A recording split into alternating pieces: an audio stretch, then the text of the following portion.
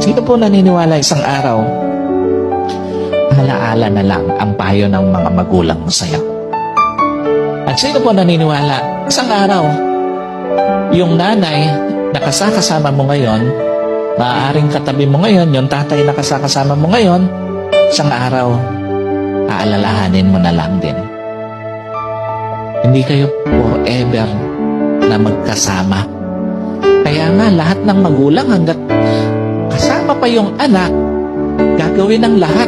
Ipapayo lahat ng mabuti, paaalalahanan ng anak kasi alam niya, isang araw, iiwan niya yung kanyang mga anak.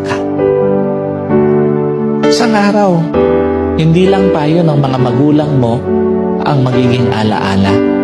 Kahit magulang mo isang araw, magiging alaala na lang sa buhay mo. Kaya nga napakapalad mo kung may magulang ka pa ngayon.